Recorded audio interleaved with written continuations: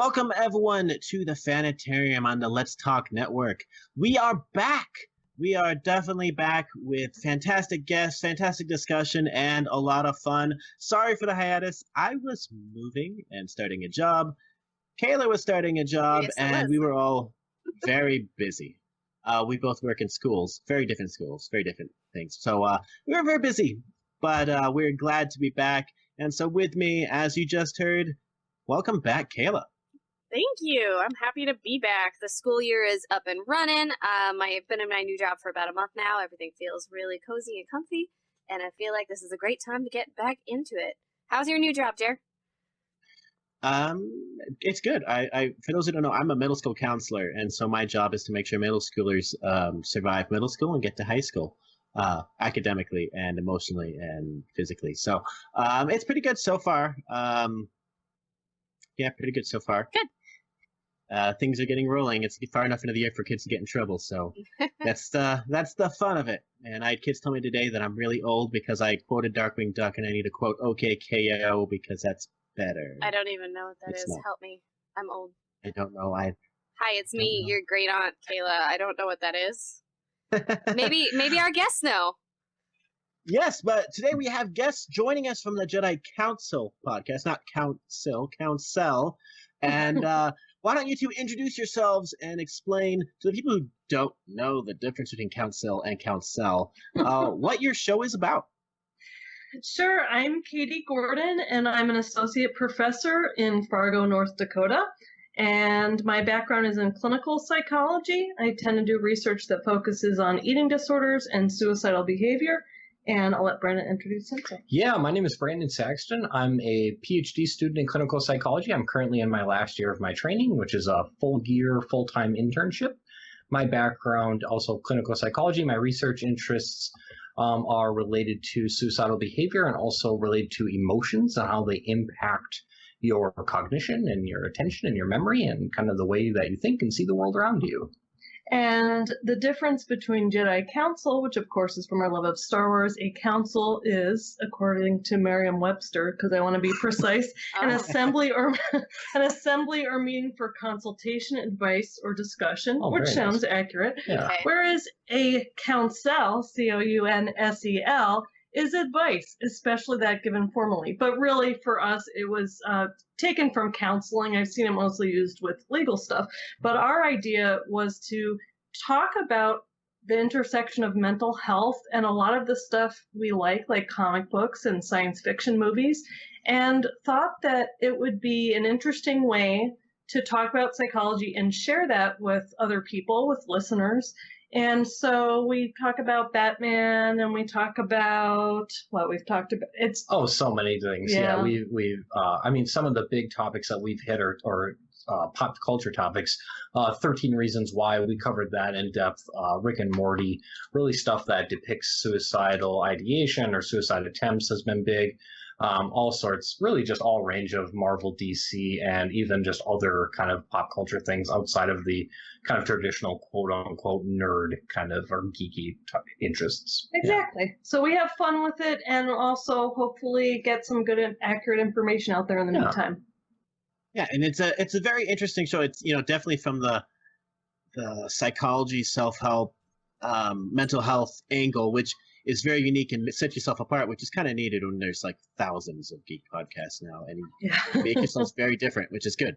Very good. Thank you very much. We appreciate that. Wow, that's really exciting. Wow. And it definitely ties in with, my undergrad, my capstone was I did studies on violence and animation. Actually, ironically, my capstone project was on the final 10 episodes of Clone Wars and Ben 10. Who knows that both of them would have been dead, but those were literally going to be the final 10 episodes of those shows. Before oh, wow, they're all gone. And Young Justice. So Young Justice Season 2, last season of Ben 10 Omniverse, and Clone Wars ending with Ahsoka leaving those steps. I had no idea that I was literally watching the end of all these shows for my capstone. It was kind of sad afterward when I thought about it. And I also focus a lot on violence in video games and psychology of video games, which annoyed a lot of my professors because the only pop culture stuff they wanted to talk about was 13 Reasons Why, which my professional organization hates. They wouldn't be the only ones. Asuka is not a fan. I can understand why. Is that because of the depiction of the school counselor in that series? It's the depiction of school counselor, but also the first season, especially. Second season, it made some strides. But the first season, especially, was kind of, we saw it as very irresponsible for how they depicted it and didn't allow the discussion to happen with the kids. You know, a lot of kids were watching this and not having the discussion which they should have had about suicide, about these things. Instead, they were like, you know, it's kind of like what happened when Juno came out, where people are like, oh, look, it's really cool to be pregnant now. You know, after the 13 Reasons Why came out, I was in middle school, and kids were like, oh, good, let's have our own 13 Reasons Why. I'm like, no, that's the wrong message. Right. Why did you take... Without addressing it correctly, it romanticizes the situation, is essentially the point. And it's like, okay, no, you're really missing the point of what's happening here. Like you said with Juno, like, getting pregnant and giving away a baby is emotional and is a very tolling thing, but when someone puts it in a movie and it's this cute, adorable... oh, she just had this one little speed bump and everything's fine and back to normal. It's like, well, no. There's a much bigger conversation that needs to be had here. And so season 2 improved it a bit, I believe. Yeah, I watched a few episodes of that, but we certainly had multiple podcast episodes about the first season of 13 Reasons Why, and agree with everything you just said about it. Yay. It's not a bad discussion to have. You just have to have the discussion, or else it's just out there. Yeah, exactly. And, you know, it's this same thing I push when it comes to video games and so on is, you know, there's not a cut and dry reason of, yes, it does, no, it doesn't. It's if your tendency to do this, it's going to drive you to do that. If you don't have a tendency to do that, no, it's not. Playing Grand Theft Auto is not going to make you rob cars and kill people with a bat. It's not going to do it. But, yeah, so that's where a lot of my background comes from. And I rarely get to talk about it, except when we have psychology guests on, which I like. So our theme today is going to be talking a lot about recently there's been a lot of say video games depicting mental health in positive ways, or in accurate ways I should say, and we're going to talk about some of the effect on people. We're going to talk about some of the effect of fandoms in mental health, which is getting toxic in some ways in lots of fandoms. And how that affects people. But I know, Kayla, you've been really addicted to a certain big release game that we're going to start with today that came out somewhat recently, and you said your face is on it as soon as you start up the game. Yes. Oh, gosh. Detroit Become Human is ruining my life. I've played it. Or improving it. I've played it so much. So the game, it's pretty much all choice-based, and there's around 45 endings to it. And... wow. Yeah, and I'm on my second playthrough, and I decided I'm going to play it through 3 times and get 3 different endings, and I'm just going to watch the rest of the endings, because trying to get them all would be absolutely bonkers for me, of my life and my schedule being what it is. But yes, I'm having right when you boot it up, the menu screen girl has my face, and it terrified me when I turned it on. Like. She's not just a white blonde girl. She has my features of like smaller eyes, fuller lips, rounder face, and I was just like, and I'm just looking around. I like real quick, like slightly get over to my computer and Google to see if it had like face recognition or something in it. Like is the camera on right I had now? no idea what was happening, and it was terrifying. Turns out, no, that's the same girl everyone has. It's really funny to hear you say that. I experienced something very similar when I turned on God of War. Just very pale man with a huge beard. I thought immediately it was me. It was very frightening. Wow. But after that, I played it in a couple hours sprints, and then I couldn't sleep one night, and I said, screw it, I'm just going to play this, and accidentally played it for 5 hours and finished it. The first ending. And one of the really cool features about this is when it maps out all your choices, and you can see every choice you've made in the game, and you can hit a button that shows you the world stats and sees how many other people made that same decision you did. And like one of the things I did, like only 2% of people in the world who've played this game made that choice, albeit a dumb choice, and I shouldn't have done it, but I have done it now, and now I know how it goes.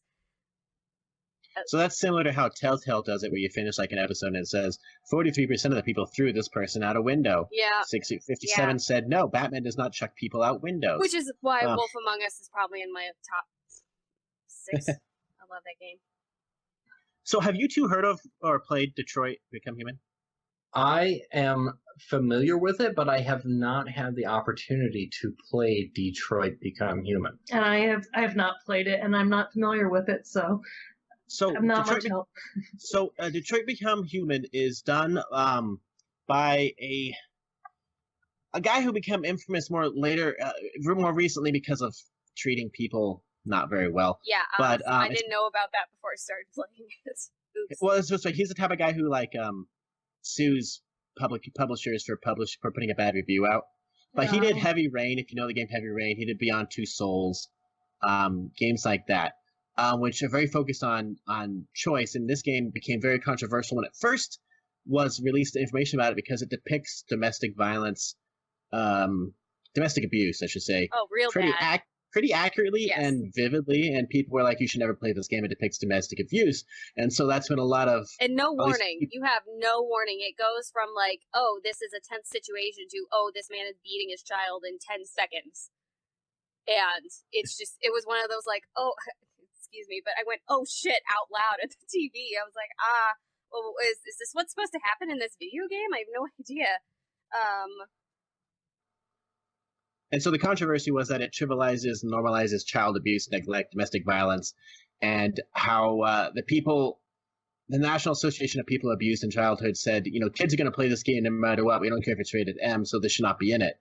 And so that's when a lot of the people, at least in ASCA, which is the Association for School Counselors, they were discussing, whether or not this is a game we should even discuss. Being an M-rated game, kids shouldn't be playing it, but will kids be playing it? And is depicting abuse a bad thing necessarily in a game if you're doing it accurately and showing how horrifying it is. And so that's where we want to go. So Kayla, you played the game outright. I have. It surprised you. What impact did it have on you as a person, as just a viewer participating in that event? I was shocked that it was that bold, but also it's a mature rated game. It's one of those things I didn't think it would be in there, but now that I look at the rating and the content, I have no reason to be as shocked as I was. Because, I've played video games where you cut people in half, and that's not a big deal. And you're like, okay, whatever, gore, next subject. But this was on a whole nother level and really threw me off. Trying to avoid spoilers, you can do something about it and prevent it from happening more. But it's difficult. It's written in the plot lines. So essentially, all the androids, trying to think of the best way to say this without ruining everything. All the androids have programming, and their prime directive is their job. Whatever they are commanded to do by whoever owns them or in their vicinity, that's their job now. It's like, go wash the dishes. Now their job, they have to go wash the dishes now. And this one character, her owner, smacks his kid. The kid runs off. And he tells her, don't move. And the instructions pop up on the screen like in a normal video game that say, don't move. The first time I played it, I was like, I'm not going to move. And he goes upstairs and kills his kid. And that's when I said, oh shit, out loud, to the TV. And then he comes down and kills Kara. And that's one of her endings, one of her many, many endings. And what you can do instead is it says don't move, and if you start to move, you have to physically hit buttons and do combos on the touchpad and with the keys and whatnot to break out of your orders and become deviant and go against your owner's orders and go rescue this kid. So there's something cathartic about that physical breaking of an actual barrier to get to that next step of saving someone. But at the same time, the way I, play video games, you follow the instructions and that's it. And that was not the right choice. And I think there's a lot more to be said about that kind of deliverance of directions. Interesting. I'm curious, not having played that, I could imagine it sounds like it's pretty graphic and something that could certainly elicit some pretty negative emotions from people. Is my read on that right? I believe so. Sure. The first initial smack of his kid is on screen. The rest of it is off screen, so it's all implied. Yeah. So it's not sound design. Yeah, lots of sound. But it's still a lot to hear. Yeah, absolutely. That sounds really powerful, and I I'm just thinking anecdotally about my own response to, or what I suspect my own response to that's something like that might be, and I can't imagine that I would enjoy playing that very much. I don't think I often think about, depictions like that and, of anything violent and, or, related to harm and wonder what is the purpose of that and what does it serve within a narrative. And I think that, not to be critical of anyone who's trying to develop a narrative, but you have to be careful about the way that you use violence and things that can be triggering, and I don't like to use the word triggering because I think it's misused, but triggering to certain people in narrative like that. Mm-hmm. And there's playing off that too. There's some violence against androids in the game, mm-hmm.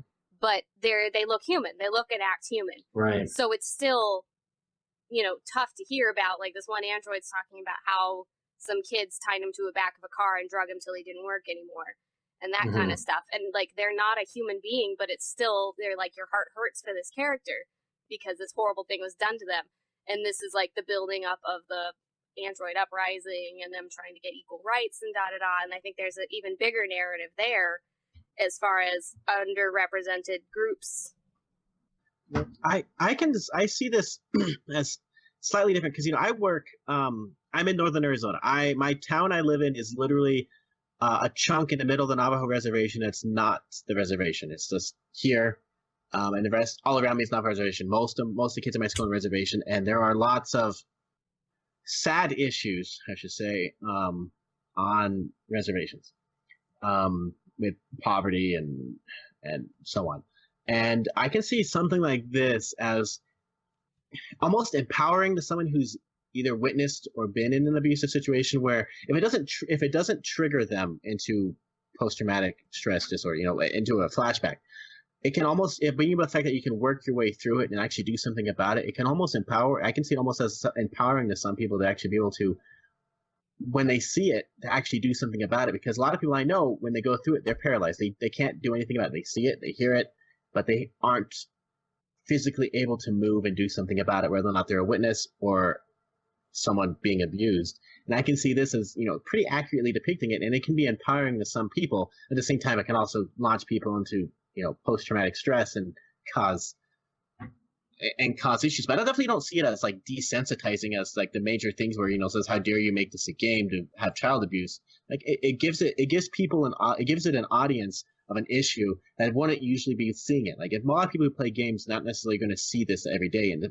fact that they can see it in all its terribleness kind of gives them something to think about, so that they can figure out what they would do when they see it, or if they are seeing it, be able to act and empower them in that way. It's also very, very early in the game, so it's not something that like you can avoid or that's easily, gone around as far as narrative goes. But yeah. I think one of our guests was going to say something. Sorry. Sorry. No, I was just going to ask, kind of bringing back to what we were talking about with like 13 Reasons Why earlier. Do you feel like the game like presents as a way to think about it, or as a conversation that you would sympathize more with people who've experienced abuse because you've seen it? Or is it like, is there, in playing the game, do you have some sense of that? I think so. Okay. So. I'm trying to think of the best way to word this. I think so, because it's so blatant and right there. You hear stories in the news all the time of people neglecting or abusing their kids. We just had a lady in our community who neglected her 3 adopted daughters to the point that they weighed nothing and they had to escape because she said she was going to kill them. And you can say all that stuff all you want and read it in newspapers, but getting that visual of this person being an actual monster to their children, someone that they should love or claim to love, brings it into a whole nother dimension of reality. Even though it's just a video game and these aren't real characters, I do think it's important. And I think it's, if it's not triggering for somebody, like you mentioned, I do think it's a good medium to make that scene with that isn't detrimental to, living people. Because it definitely doesn't, like, glorify it. It's not like, say, Grand Theft Auto, where you can just, hey, look, I can beat up hookers and get my money back. Not even a little bit. Murder people in my car. It doesn't make it fun, which I think is a big thing. Or incentivize it. Yeah. You aren't participating in it. You're just either letting it happen or you're stopping it actively. So it's. But also, not just that, but this game in general, children should not be playing it. This is not a game a kid should play. Right. No. Do not. Which is up to parents to decide if they're. Honestly, me 10 years ago at 18, I would not have taken this game as well as I am now. I'd have been like, why is this so violent? I don't like any of this. But I've changed a lot, so. Yeah, that's a great point. If it's an adult dealing with this, they kind of have hopefully a better framework for it.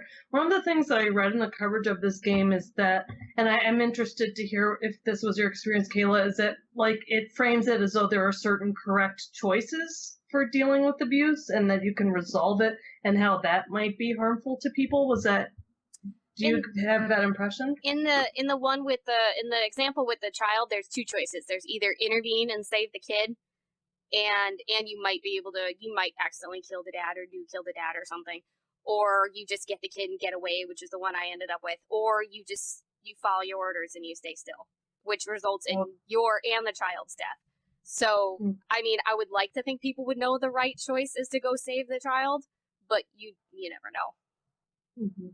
Oh, interesting. Yeah, that is. Yeah, and the other ones as far as like violence is human on Android, and there's no rights for androids. They've got nothing because they're not people. So any violence against androids, it's never pursued. It's just ignored. They're literally thrown away, and they just get another one and start all over again. It's like if you had a walking, talking iPhone. If you took a hammer to it, that's your iPhone to take a hammer to. No one cares. Just get a new one. Expensive, but you have that option. But the thing is that these iPhones look human. So, like I said, you feel for the characters because they have no rights. Sounds like it gets into this idea or the theme of Uncanny Valley kind of stuff, where the androids are so human and realistic that they're eliciting this emotional response from you as the player, which is in such striking contrast to the people in the game who are not responding in this way. Very much so. I'd agree with that 100%. And it feels like it's a choice that can really matter, because sometimes I play BioWare games like none other, and some of the choices you're like, oh look, let's do this choice is going to matter later. No, it doesn't mean anything. Having a choice that really matters in any game seems to have a lot more impact than choices that don't. Very few chapters in this game, and the game is broken into chapters. Very few chapters in this game are 100% completable on one playthrough. Mm-hmm. So no matter, like, whatever choice you make will lead to something else later. Can lead to something later in that chapter or in the very end of the game. Sure, that's really interesting. There was one chapter I was going over earlier because I was trying to see my world stats on it, and I made a choice, and it literally skipped me to the end of the scene, and I missed everything that happened in that scene, which, could have been good, could have been bad, I don't know. But it literally, the whole time I was scrolling, the line just kept on going till it got to me to the one ending I got. So it's like choose your own adventure. Turn to page 7. You die. No. I went back at 47. They highly recommend you don't go back and redo chapters until you've done one full playthrough. But Chloe, the menu choice girl, will tell you that at some point. And she slowly becomes sentient too, while you're playing it. So you're like, oh gosh, nothing is reliable. Oh, while it's recording you, it's recording your actions and turning into you, right? No, I'm telling you, she has my face. I was terrified. It's very alarming. Can you imagine a game that uses your camera and suddenly your character will look just like a version of you? Like, oh no, that's too much. Especially a VR title. It was terrifying. I was like a horror title in VR, and just like, nope, no, thank you. This is me, yeah. And there's a lot of, as far as like imagery in the game, there's just a lot to take in. Like there's one character is escaping from a dump where they dump broken androids or androids that have been shut down for some reason, and he's having to go through like a wall of arms that are physically trying to keep him from getting out into the real world. Oh wow. Because they're all trying to stay there and trying to fix themselves, and they're slowly shutting down and dying, and it's just there's a lot here. I fully expect senior theses on this game in a few years. So just jumping to a little bit, there's another game which came out recently, August 2017, which I think you two have probably heard of. But this one, rather than getting starting controversy with its depiction of stuff, this one got almost universal praise for its depiction of psychosis, schizophrenia. They worked closely with neuroscientists, mental health specialists, and people suffering from the condition. And this is Ninja Theory's Hellblade Sensuna's Sacrifice. Have you two heard of this one? I have played Hellblade. And I haven't played any, but I'll defer to Brandon. So this one, this, first of all, clearly not for children at all. No. And, I've worked in a mental hospital before, and, when you go through the training, they have you, just the basics, like, here's how you, to understand schizophrenia, you have to have it. So, like, they put the headphones on for an hour, and you have to walk around with the person screaming at you and whispering, and, like, the voices happening. No, hard pass on that. No, thank you. They mess with your head. Like, if you're going to work with people with schizophrenia, you have to kind of know what they're going through. I totally understand, but no. And so this awful. one, like, they literally put you through psychosis. As far as I understand, I don't have, psychosis. I've had a couple classes I go over. I'm focused more on like the systems theory and stuff like that when it comes to mental health and CBT and stuff. So this one is not necessarily in my wheelhouse, but from what I understand, it is extremely and terrifyingly accurate in psychosis, especially since it's a psychological horror game. And they're literally sending you through terrifying psychosis. Is your experience, is this fairly accurate as far as psychosis is, as far as this game depicts it? So, of course, with the disclaimer that I've never directly experienced any psychosis, but I've worked with a number of people who have had pretty severe auditory and visual hallucinations. To the extent that I understand what that experience is like, I found that experience to be really accurate and very unsettling for sure. I know it's a game that for me personally, I played it with headphones, in the dark, and I really had to limit the chunks of time that I could sit and play that because it really started to get pretty unnerving for me, especially with some of the mechanics and how it works and how the voices kind of warn you when someone's striking you or kind of are consistent with the things that you're seeing or should be looking at in the environment. So to my understanding, I think that they did a very thorough job in consulting people with those experiences as well as mental health professionals to create what I understand to be a pretty accurate experience. And, this game messed with my head in ways that I haven't had since there was a GameCube game in 2002, the only Nintendo M-rated game at the time called Eternal Darkness. This game would do things like blue screen of death all of a sudden. Mm-hmm. And that's part of the game where it's supposed to turn off your system. Oh no. And if you turn it off, you actually turn off your game. Or audio would suddenly go out. You're literally messed with your head in that ways. This one messes with your head in, more accurate to the disorder. And I agree with you. You had to limit your time. It's tough. But as the director of it said, you didn't have to look very far to discover he's very ignorant. And a lot of the people who worked on this game said they were humbled at how ignorant they are on the subject of psychosis and how wrong movies tend to be, TV tends to be, in depicting mental illness. And so they wanted to make sure once they started doing their research, they wanted to make sure that it's as accurate as possible because they didn't realize that people can experience hallucinations and delusions just like this without it, and that it causes real suffering in a lot of people. Mm-hmm. And it's not about, and recovery for a psychosis isn't usually about curing hallucinations. It's finding a way to live with them. It's, we don't have a cure for most mental illnesses. And so the cure is how can you live with it? How can you kind of shut it out or put it in the back of your mind? And that is very surprising to lots of people because if you see TV, people get cured all the time or they learn to full on deal with it. And, Beautiful Minds, probably not the most accurate depiction, but people just learn to, oh, look, they're cured of it all of a sudden. And it doesn't work like that. It tends to be a nightmare. What? You can't. Disappointing. You can't just. What was it? Someone asked you the other day, didn't you cure my kid's Tourette's or something? Oh yeah, a kid in middle school came to me. He was having he has Tourette's and he has another mental issues. He saw me once, and his parent, and then that next day he got in trouble with cops. And his parents like, you saw him yesterday, isn't he cured? I'm like, no, I am not a therapist. I do entry level, and then I send them to a therapist. No, you don't just cure those things. Yeah.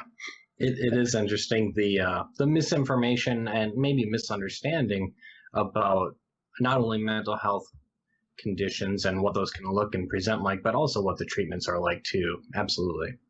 And this one definitely depicted something which I found really, really powerful. And correct me if I'm wrong, but often mental illness isn't just the symptoms, but a lot of the time it gets worse with the stigma, isolation, mistreatment that comes from everyone around them. And in this game, the main character's father does not treat her well and isolates her during youth. And basically, rather than trying to help her and get her out in society, he basically isolates her in the dark when she's already suffering from darkness, and just lets it haunt her. And it goes to the abuse. And a lot of time when people have mental illness, they don't let those people out in public. They're like, no, you're seeing things, you're not going to come out in public, so we're going to keep you here where it's just going to get worse, where you can only focus on the psychosis, the voices. That's all you're going to have, and that makes it so much worse. But it's what we do.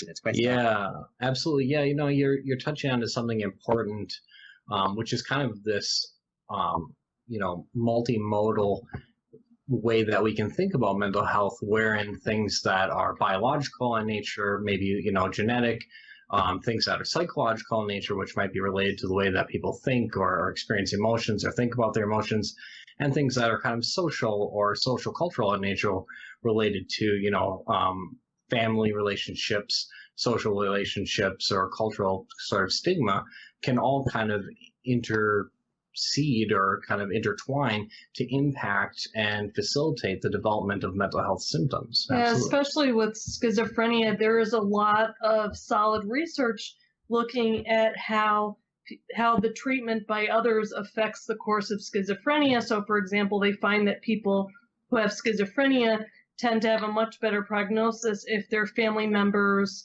allow some independence, if they're not hostile towards them, if they don't blame them for their symptoms, if they're not overly critical, if they tend to be warm. And so the family and those, like Brandon said, those types of social factors can really influence the course of the treatment, whereas if the person is isolated and stigmatized and blamed, that makes it all the much more painful, and more usually they become more symptomatic. I've worked in mental hospitals, and a lot of time it does get to the point where someone might have to be put into a hospital for their own safety and for safety of people around them. But usually a lot of those could be outright avoided if people had just not feared them. A lot of time we're scared. We're scared of what we don't know, and a lot of time people who are seeing things, we don't know what to do, and we give up fairly quickly, and just it hurts. It hurts a lot of people, and it hurts a lot of people who could be helped and not go through as much of it. But we're gonna with Hellblade, this game is, like, of course, not for children. While it represented psychosis very correctly, a lot of the people who suffer from it went through it and reviewed it and said, yes, it's very accurate, never let me play that again. Fair.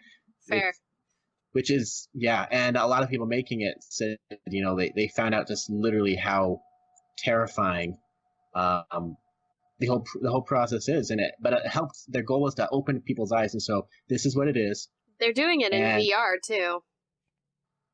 I could not play that in. I haven't played it, and I'm what I know of it is literally what I've read from Wikipedia while you were talking and what you said. But just hearing about it and thinking about that in VR, no, not for me. Thank you. That's really interesting because I'm actually teaching about schizophrenia to my class this week. I teach abnormal psychology, and one of the video clips I show is virtual reality, where they actually show you what it's like if you were to have psychotic symptoms or schizophrenia going in to meet with a psychiatrist, and why it's so hard to do that if you're having visual and auditory hallucinations. And in the news clip, they have someone with schizophrenia whose symptoms are in good control with antipsychotics, and evidence-based therapy that help reduce his schizophrenia symptoms. He puts on the VR glasses. I don't know what headset. Yeah, and has to take them off because he says it's just too real. And this clip is a little old, so with more modern technology, I bet it's even stronger. And so I could see that being used to address some of the misconceptions, like you're talking about. People have misconceptions that people with schizophrenia tend to be violent, which just isn't true. They're much more likely to be victimized and be violently attacked than to hurt other people. And so I think that's cool to think of something as engaging as a video game, maybe even with virtual reality, that can help people have more empathy and understanding for what it's like for people to experience this. So we're going to jump to something less heavy because listeners want to know, and we're going to discuss this because this is a very important film when it comes to female empowerment. And we're talking about a certain trailer which came out the other day at 6 o'clock in the morning, my time. It's a good way to wake up. Have you guys both seen the Captain Marvel trailer? Yeah. Yes. Thought it was awesome. Very cool. So finally, Marvel catches up to DC and showing a female superhero. And this is a film that the character herself has made a real impact in comics. It's one of the top-selling Marvel comics since 2012 when they had this version of the character on there. Captain Marvel is extremely popular among females, and this movie is expected to do pretty darn well, and gives girls someone to look up to, and gives guys a female to look up to and go, hey, look, I can be like her too. And so, first of all, general thoughts. What did you guys think of Captain Marvel just as a trailer? Just looking at it, did it excite you? Did it look like just another Marvel movie? What were your initial reactions to seeing that on screen? Yeah, I'm just super excited about it. I mean, just watching it, I was like, I can't wait for this to come out. I can't wait to see it. She seems like a great character, obviously, with like the cliffhanger end of Infinity War or whatever. I wonder how that's all going to play out. I mean, and then like more basic things, just seeing that it seems like she's going to have to deal with some conflicts like most superheroes do, and that she's just the strong person doing good. I'm definitely intrigued, and I'll probably see it on opening night. That was my reaction. Yeah, I thought so too. I had quite a bit of hype for the trailer, actually, because of coming out of the post-credit scenes for Infinity War. So, spoiler alert for people who haven't seen Infinity War. If they haven't seen it by now, I don't know that they want to. Like, that's true. Yeah, that's a good. That's it's on even you. out on video now, That's on it? you. It's already out. It is, but like this is a tiny tangent. But I have had people call me on spoilers at very delayed periods of time, so I've been socialized to apologize. I think you called me out on one on Star Twitter just a couple. I think you called me out an hour ago on Twitter. Saying that's true. I did. I was in That's true. I did. I was in English class in my undergrad, and I had my friend and I were talking about The Hobbit, and somebody goes, "Dude, spoilers!" And I was like, "That book is 90 years old." Oh yeah, that's it's on time you. To catch up for The Hobbit. I have no pity time. for you. Okay, we Well, just went back there talking. I think the funniest one I ever saw was because comics made fun of this one, but like someone who was seeing Passion of the Christ in theaters. It was like, I bet this is when he dies. I was like, shh, spoilers. Like, what? You're the only person who comes into this movie not knowing what this is. Oh my god! It's an old story. Yeah. But you never know if they're gonna do a twist. Yeah. The Family Guy, like season 2, Passion of the Christ 2, like. Oh god. Okay, sorry. Even though I'm from Alaska, where they still, until this last summer, had blockbusters, I think my biggest emotional response was, "Oh my goodness, there's a blockbuster right there." I know. Part of me was like, "Did they come film that here? Did they use one of our blockbusters?" Because or did they go to Oregon? And it use looks the Oregon like the one? East Side Blockbuster, which closed like 2 weeks ago. Like we had it. No way. Then. Yeah, you still had a blockbuster. That was Alaska had 8 blockbusters until this last summer. That was the one that what's his face's jockstrap got sent to. Right, Russell Crowe. Yeah, last week tonight sent all these Russell Crowe merchandise to the Alaska Blockbuster. Yes. I had not heard that fun fact. Oh my gosh. John Oliver bought it for them and a bunch of other Russell Crowe stuff from his divorce That sounds auction. very John And Oliver-like. he put it on his show and he said, and if the manager of the something or other Blockbuster calls me in the next 24 hours, it's yours. And we, like, everyone in Anchorage knows somebody who works at Blockbuster. So everybody's messaging everybody on Facebook, and it was a short-lived display, I guess. But they live streamed setting it up and everything. And God, Alaska is just so great sometimes. But yeah, part of me was like, is that the East Side Blockbuster? Did they come film that there? Because apparently, in Infinity War, they did some shots in Alaska. Yep. I still don't know which ones. And I, not to toot my own horn, but I know a lot of people in the film industry up here, and nobody knew about it. Not a single person I know. I wouldn't be shocked if they filmed something there, because rumor was that she was supposed to be in Infinity War, but they cut it out to make her own debut more powerful, which makes sense. Plus, I imagine they already had like 80,000 characters, so they're like, just cut a couple out that if they're going to get 10 seconds, just cut it out. That's another tangent I'll hold off for another time. That if you don't have time for the characters, don't put them in. But nobody knows what shots they did here. My guess is they probably just went and got some like really nice drone shots of a glacier or something.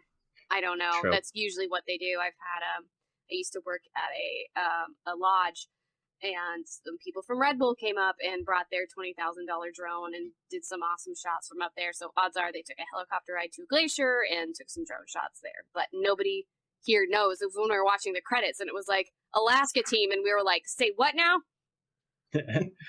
So does anyone feel old when you realize this is a 90s period piece? Oh, that is sort of it. I guess, to be honest, I don't. It felt older than that to me while I was watching the trailer, because I don't think of the 90s as being that far ago. So that is sort of interesting. I didn't until you said 90s period piece. That's what they call it, a 90s period piece. And that's how they had Sam Jackson look like he did in Pulp Fiction. Yeah, but calling it a creepy. Period piece makes me think it's very, very old. And I mean, the 90s wasn't that long ago. I mean, I was barely alive, but still. I'm a baby. Well, it feels more 90s than the beginning of Iron Man 3 did. That the only reason you knew it was the 90s is because what was it? Eiffel 65 was playing. Right.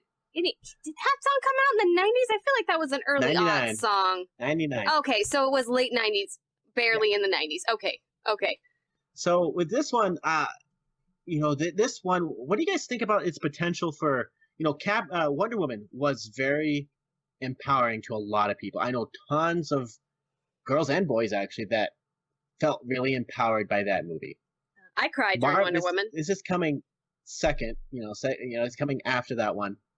But what do you think the effect this movie could have on people? What sort of effect do you think Marvel wants beyond money? And what effect do you think this could actually have on the future of film and people in general? Well, I guess I tend to be of the mind that the more representation we can have in film, the better. And I think that Marvel has a really good track record of making really high quality films. I mean, that's in my opinion, at least. So I think that we're definitely, in my prediction, in store for a solid movie that has another example of a strong woman lead for everyone to look up to and continue kind of breaking down or eschewing these traditional gender roles that have been rooted in comics historically, that have been challenged recently by a lot of really great people. Yeah, I mean, I think about what Wonder Woman did, how excited people got, and just thinking about a hero, that it's not that unusual that a woman is a hero and that she's kind of making decisions about things and working with others. And so the more of that representation, the better, I think. I mean, the more diversity there are in heroes, I really enjoy that. I'm glad that there's a market for it. Whether Marvel's just doing it to make money, that's likely. But the fact that makes money makes me very happy. It suggests that there's a big audience for more of these types of stories, which is really exciting. And I think it'll help that Captain Marvel, they've said, is supposed to be the strongest, or at least one of the strongest Marvel characters, period. And having a woman up there, like Wonder Woman, as literally one of the strongest, I think is going to go a lot. And Kayla, I need to ask you, do you think this film can go a long way to undo some of the damage that some of you felt fridging that occurred in Infinity War did? You can't fix fridging. The only way to fix fridging is to not do it. they can do you think it can at least erase some of the memory? I don't think so. I think they can do better as far as fridging goes, as far as treating female characters like plot points. Yeah. It's a matter of, well, that happened, now do better. You can't be like, look, don't you feel better that we didn't do it again? Like, no, I'm still mad you did in the first place, but I'm glad you made a change this time. Good job. Like, it's a balance of you have to take the good as it comes, or else you'll just never enjoy anything. Mm-hmm. And looking at this cast, it is pretty diverse as far as the leads, because you have Brie Larson. What a cast! Wow. Yeah, Brie Larson as Carol Danvers, Captain Marvel, who people have already made fun of her, the way her stoic face, like they did Felicity Jones and others, but her Kree half that she put in her is supposed to be unemotional. That's the point. Mm-hmm. And she lost her identity, which is shown in the trailer, so it's not spoiling anything. So yeah, Sam Jackson, of course, because he's in everything. Ben Mendelsohn's in here. I can't pronounce his name very well. Jajan Hunsu is back as Korath. He was in Guardians of the Galaxy. Lee Pace is back as Ronan the Accuser. Lashana Lynch is in here. Gemma Chan's in here. Alganese Perez Soto's in here. McKenna Grace is in here. Clark Gregg is back as Phil Coulson in an actual movie. Yay! 90s Phil Coulson! And then Jude Law is in here as Marvel, and there better be a joke sometime with I thought they said he wasn't Marvel. Well, he's quote-unquote Marvel. They won't say anything else. But I hope there's a joke eventually with Jude Law, Robert Downey Jr., Benedict Cumberbatch, and, the Sherlock Freeman. Crew. Yeah, the Sherlock Crew. Have a look at you, you look familiar. Oh. Yeah, have to do something. I think that'll be fun. But this cast is also very diverse, which I think really helps, because people, as you learn with Black Panther, there's a whole lot of power in seeing someone that looks like you on screen. Heck, even this summer, Crazy Rich Asians is the same thing. Oh, look, there's someone like me in a romantic comedy. Oh my, I'll go see it. Representation is so important.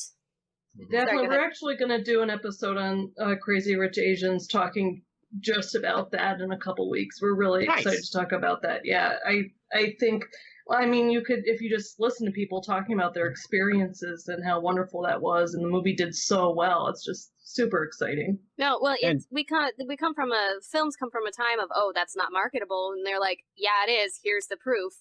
And these films hold their own, they're so good. And it's kind of the comparison of, like, if somebody makes a crappy Superman movie, they get to make another Superman movie. Right. So why does this movie have to be the one that does well, or else they'll never get another one? Or they have, a guy do it, and it ends up being like Elektra. Yeah, exactly. So, like, but this movie also, have you looked at the writers? There are 7 writers, which it went through a lot of writing, but like the only male writer out of the 7 is the one who's the co-director. Like, there are 6 female writers on this one, which is also very telling, because Wonder Woman did not have 6 female writers. Had a female director. No, that's great. Who wrote Wonder Woman? Wonder Woman's story was written by Zack Snyder. He wrote that story. And then the screenplay was by Alan Heinberg. So there were no women writing Wonder Woman. Well, let's on the same topic, I guess. The Witcher is a very diverse female-led writing room, and they picked a man who doesn't understand what consent is to be their lead. Yep. Who said he's scared of women. Yeah. So a lot of weird messages with Henry Cavill going on. There's a lot. Very disappointing. He's a wonderful actor. I agree. I'm very excited for a female-led show with such a diverse and creative and very experienced writing staff, writing room. But we all just going to ignore the fact he doesn't know what consent is and is confused about that? Like, yeah. I hate to be that downer, but maybe I'm still going to watch it. To educate him on the issue. Maybe. Like I said, I'm still going to watch it, and I'm sure it's going to be a wonderful show, and I'm very excited for it. But at the same time, like, it's one of those, I guess I got to take the good where I can, because I won't enjoy anything if I don't. Or they played the first Witcher game and went, oh, look, no consent, perfect. No, it's based off You played the first Witcher game. It's based off the books. You know what I'm talking about with the cards that they collect, and it's not appropriate. It's based off the books. Yeah, I haven't read those, so I don't know. I've read all the books. Oh, okay. The only thing I'm confused about with that one is their casting of Ciri, but I'm like, I'll wait till they cast and I'll see what happens, because a very pale, white-haired young girl should be pale, white-haired young girl, not mixed, not other race. But I'll see. We'll see what happens. But yeah, I agree. If we're at a point where we have all these, representation going in there, and it looks like it's doing good. How many superhero movies came out last year? Do you guys have any idea? Oh, 5? Well over 2. 5? Last year had 8. Oh, 8. Last year had 8. Oh This my year has gosh. 9. One is animated, but I still count the Spider-Man one that's coming out in December. Oh, I'm so excited about that Spider-Man Oh, that movie. looks awesome. Oh, I'm so And excited. next year we have 3 Marvel MCU films. We have 2 DC films, at least. There might be more, but there's at least Shazam and that lower budget Joker one with Joaquin Phoenix. Yeah. We also have 2 X-Men movies, as well as who knows what else is coming out, because some of the studios, we have Power Rangers and so on coming out. Diversifying it's going to go a long way to stopping us from going, these all look the same, we're going to stop. Black Panther proved that. Oh, yeah, absolutely. Yeah, it keeps it exciting. And Black Panther itself opened up lots of stories, too. I mean, they could do any one of those characters almost would be interesting to hear their story. Certainly Shuri, which I know that there's a comic book focused. I think there's a comic book that's going to focus mainly on her, and that'll be really interesting. And Killmonger. I totally bet that Shuri is going to be Black Panther, at least for part of the next Infinity War, not sequel, what they called it, where they said it's its own thing. No, it's not. Yeah, I want that. She knows. She's just so damn smart. Can you imagine her with Captain Marvel? Like, I can just imagine her next to Captain Marvel. Like that, how they had the whole they thought it was really awesome to have all the women together in that battle. Imagine adding Captain Marvel in there as the most powerful. That would be fun. Mm-hmm. I was just saying, I'm looking forward to it. Yeah, yes, very I think it's going to be awesome. I think that they're all just really cool characters, and I think just exposing people to all of these different stories with people who just look different, and having different people being able to look at movies and see someone who looks like them is just so impactful. And it's important to note too that it took 20 movies to get to a female-led movie, and that was even shared with a man. Slightly less to get to Black Panther, but Wasp was one of the founding members of the Avengers, and I get that they worked it out, and it's a wonderful, it works, the stories work and everything, but why didn't we do that from the get-go, guys? Back when you didn't know that there was going to be a phase 3 or extended phase or whatever the next one's going to be called. But that's once again me just pointing things out. So last topic, which could be really short because we might not have an idea what to do about it, or it might be longer. But when it comes to DC and Marvel films, we look at them and there's a female hero, and some people just go, social justice, whatever. But for the most part, people go, okay, that's awesome, let's do it. But for some reason, you hit Star Wars and people go, what? You're ruining our history. What are all these females doing? Females running everything. Our lives are gone. What are you doing? We need to burn all these things, cut toys in half. I saw somebody the other day, who bought a whole ton of Rose toys and was just cutting off heads, and they complained that there's metal inside. They were die cast. They bought them to destroy them, and they were die cast. Oh, what a sad human being. But what? Where's the break? Why is fandom for some of these? There's crossover, but fandom for some of these. So okay, we go with it. What is the difference with, say, Star Wars, where it's not everyone, not even a majority, but there's a very vocal group that just doesn't seem to get with the picture? What is the difference? It's from just being a Star Wars fan myself and experiencing it, it's this level of gatekeeping that you have to prove, at least just to be a fan, that you know it well enough to earn it. And gatekeeping is one of my biggest pet peeves. I think Jeremiah knows this story, but I was going through airport security with my helmet bag that has my Stormtrooper helmet in it, and it looks like an Ewok. And the security guy at the TSA looks at it and goes, "What's this?" and points at the Ewok. And I said, "Oh, it's my helmet bag." And he goes, "No, what's this?" And, points at the Ewok's face. And I said, "Oh, it's an Ewok." And he goes, "Just making sure you knew," and handed it back to me.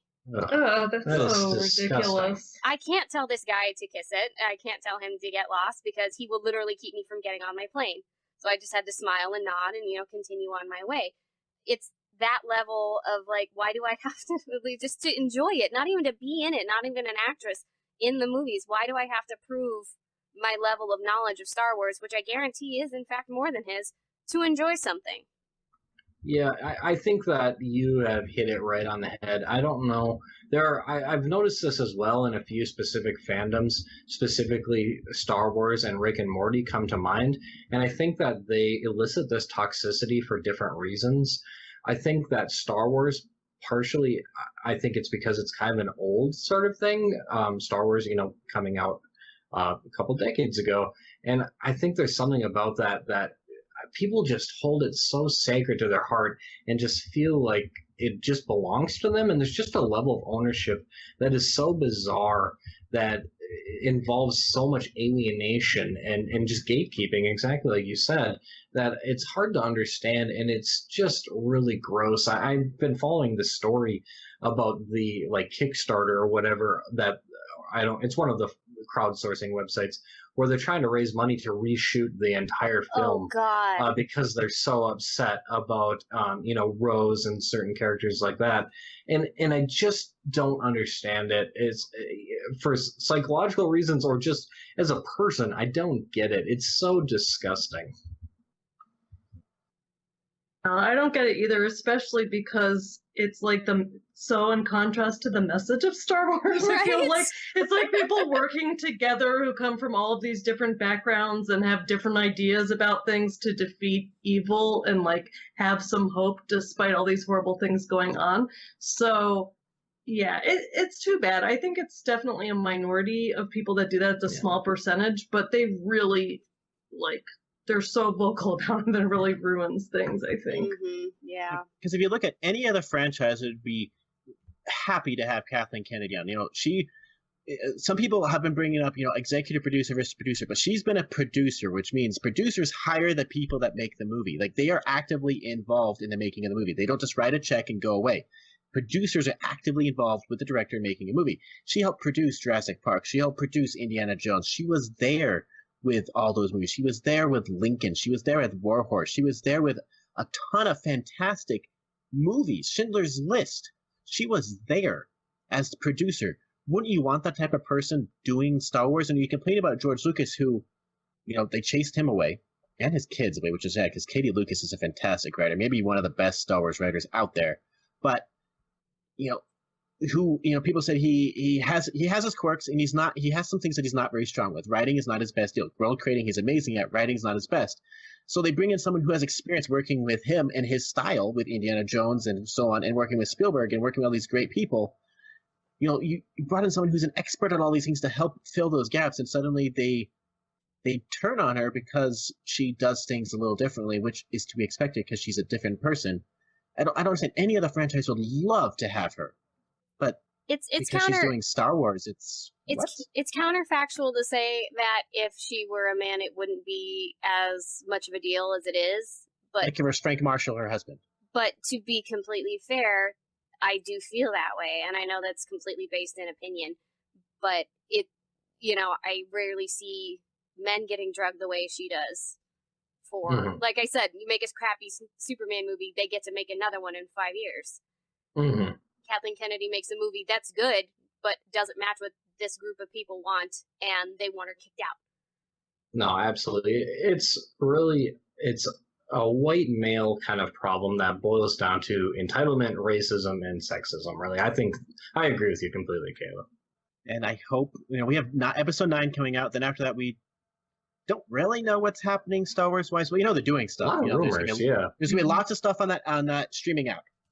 Yes. The Favreau series. We know the Game of Thrones guys are doing something. There's Resistance coming out on Disney next month. Next month. I'm very thankful to be in the 501st group I am, because everybody is very open and very understanding to everybody who has an interest in Star Wars but may not be the biggest fans. I've never been gatekept. I've never had my authority on Star Wars challenged. I've never had any of that, and they're just the nicest people. So I encourage people to find good people to nerd out with and talk to that aren't going to, make it toxic, because, it's just a fun thing we all do and we all enjoy. And if you remove that joy and that fun, why are you bothering? And I just fear that with episode 9, it's, because we're at the point right now, Solo just came out and people are seeing it who didn't see it in theaters and went, oh, I wish I'd seen this in theaters. Yeah, you should have. Such a fun movie. But episode 9, I have a feeling it's gotten to the point where it's so toxic that, there's the people who are just going to hate it and are going to watch it to hate it anyway. And then there's the people who are going to defend it no matter what. But then there's, the people who are stuck in the middle, like saying, for example, if you don't like J.J. Abrams' style and you have a critique about a movie because you don't like J.J. Abrams' style, you're going to be attacked by the side that's really defending anything that happens because of how toxic it's going. I really fear that episode 9 is going to hurt even more than Last Jedi if this doesn't get not cured, but at least somehow tempered. Well, I'll let you know. Year. I'll let you know how it is at Celebration. I'll report back. Hopefully, those people are not at Celebration. That would be a bad time. I'll report back the findings. I don't know. It's just a fear that unless it gets tempered, it's really going to damage the series and kill it, and that's not healthy. It's it's very bizarre. If the prequels didn't kill it, I think we're safe. Yeah, I was going to say, if we can survive Phantom Menace, I think we're okay. Which I didn't think was that bad, which is very controversial to say.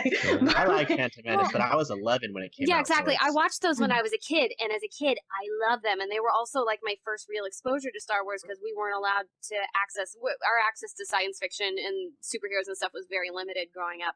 So this was my first big I'm watching Star Wars in a theater with my friends. I have no idea what's going on, and I enjoyed it, and I had fun. And now as an adult, I'm like, oh no, I'm not gonna watch this now. It will ruin everything. It's like when I watched Phantom of the Opera as an adult for the first time. I'm like, oh nope, this is terrible. Whoops, whoops. But for kids, though, they love it, and it was made that way. I think the difference between the prequels was it was divisive because whether you thought the movie was good or not. Well, now it's divisive because did you think the movie was good or not? Oh, look, there's too many females, and then oh, look, this person is not represented. Oh, look, there's diversity. They're arguing over so many weird things that George Lucas must be sitting in his house going, "Good thing I'm not there.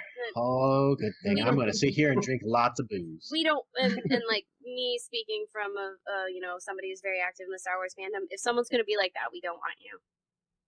Right. Straight up. We don't have the time or the effort. If you have fair critiques and criticisms, sure, go for it. But if your argument is too many girls, not enough white people, don't bother me. Yeah, it makes sense part of what fans do is talk about their opinions, what they like, what they didn't like. But you're right, there are certain criticisms and critiques that are worth talking about and others that are not really that interesting or substantive and just end up sounding like jerky. Yeah. Mm-hmm. That's a psychological term. Yeah. There's a difference between not liking how Mark Hamill played Luke Skywalker and saying Rose shouldn't be in there because she's Asian and female. Yes, exactly. Right, exactly. Very big difference. Mm-hmm. Those are weak arguments. Try again. Is Kylo Ren too whiny versus why is Rey the lead? She is such a I even forgot the term. I'm not even going to use it. Mary Sue. But yeah. It's Star Wars. It's a legend. Just go with it. Plus, if you don't like it, don't watch it. Yeah. I don't understand the psychology of hate watching things. Hate watching makes no sense. I'm going to hate this movie, so I'm going to watch it in theaters opening day. Nope. It's very weird. It is. I guess people like to... Well, you can get attention for complaining about things on social media. They aren't as interested if you're just kind of like, I love this. And they want to spoil it sometimes for people. That's true. That is true. Yeah. And it was a weird observation, like you were saying, of how some fandoms, it seems to be a lot more than others. Yeah. For now, it seems to be Star Wars, which is sad. Star Wars. So hopefully they'll get beyond that when Episode 9 comes out, and they'll move. I don't know. Maybe slowing things down might help. Also, you're not going to please everybody. Nope. Right. Never. A big thing in life that's sometimes hard to learn, but you just got to do the best you believe to be the best and go with it, because when it comes down to it, not everyone's going to be happy with your choices. Yeah, and as long as I'm happy, I don't care what everyone else thinks. Well, that's not nice. You can like what you want, and you can dislike what I like some movies that people think are terrible, and I like I dislike some things that people think are great. It's your own taste, it's what you are, and as long as you're comfortable with that, just go with it. You don't have to make everyone else agree with you. You don't have to force that on everyone else. It takes away the fun. What would you suggest for somebody who who is active in a fandom and enjoys something, but are constantly facing something like this of saying, oh, diversity is ruining it. Oh, there's too many women. PC culture's ruining blank, blank, blank.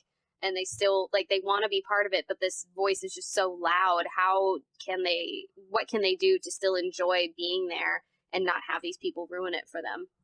I would say find the like-minded people and spend much more time with them, which might, I think that a lot of people sometimes have the tendency to the negative things stand out and tend to be amplified more. But if you make an active effort to recognize, oh wait, that's only one person out of the 15 people here or whatever it is, and the rest of the people don't feel that way, then it can kind of keep things in perspective. And sometimes you can talk to like-minded people and say, why don't we make it so that we don't tolerate that stuff anymore? Mm-hmm. And sometimes that people can change their behavior if they know that, like, the norms is we just don't tolerate sexism in this group. Mm-hmm. And don't be afraid of the block button. Oh, yeah. Absolutely. It's so bizarre. I've noticed a trend, and I don't know if it's just what I pay attention to, or it's actually a trend, is that it seems like being contrarian is, like, kind of in right now, and I don't like just people being contrarian for the sake of being contrarian. But when that's paired with, like, misogyny and, like, white supremacy values, it's just so unbelievably toxic. And I think that kind of quote-unquote anti-SJW mindset has bled into the Star Wars fandom, and I really hope that we continue to see the fandom overall unify against those values, to really help people feel included in what's a really cool, universe, and a really cool kind of thing to be interested and involved in. I don't know. And no, I think you're right. I think that's a perfect place to wrap up. So why don't you guys tell us what are some of the what? Say that again. Did we lose him? Oh no. I think we did. Did we lose him? What a line to lose him on. Yeah, really perfect timing. Okay, well, let me take a stab in the dark. Tell me what you guys are excited about right now. What are you doing? I don't want to say promote, but what would you like to do? What would you like to promote? Sorry about that. You're back. He's back. Okay, thank God. Updated. I'm like, what's going on? It's updating. Mm-hmm. Oh, wait. Yeah. Finish. You were saying. Why don't you tell us about? That's as far as you got. Oh, tell us about some of the shows you're doing in the future. You've already told us about one of them. Oh, see, I was close. You were. Yeah. Tell us about some of the stuff you're going to be covering in the near future and where they can find you. Sure. We are at Jedi-Counsel, COUNSEL.com, and we're on iTunes and Stitcher. We're on Twitter at Jedi, JEDI_Counsel, COUNSEL. And we're also on Facebook, although Twitter is probably the best way to interact with us. We tend to keep up to date with that more. And we're going to continue to do episodes focused on mental health. We've been moving. We just went over 100 episodes, and we've been inviting. Yeah, big deal. So now we've actually been moving towards inviting guests on our show more and talking more about most of them are psychologists, and we're talking about their areas of expertise. We're going to have someone talk about memory. We also mentioned that we're going to talk about representation of Asian actors and in films and things like that. We also have our spin-off podcast, which is the Rick Essential podcast, and that is where we go through every single Rick and Morty episode and talk about the psychological elements of that. We're somewhere in season 2. Oh my gosh, I can't imagine. I mean, I guess I can because I can listen to it, but oh my gosh, I can't imagine the toll putting together that show must take on you. That's like doing a thesis every week. Like, oh my god. Well, to be honest, it's a pretty informal discussion. We usually just pick a couple of things from the show and then just go off on tangents about that. That show is actually less formal than our Jedi Counsel podcast episodes, I think. All right. Yeah. So yeah, those are the main things that we're doing. Yeah, absolutely. So true. It is. Yeah, absolutely. Awesome. Well, thank you guys so much for coming on the show. We really appreciate it, and all your time and energy and some amazing insights on a lot of really interesting topics. Thanks again, and have a great evening. We hope you enjoyed your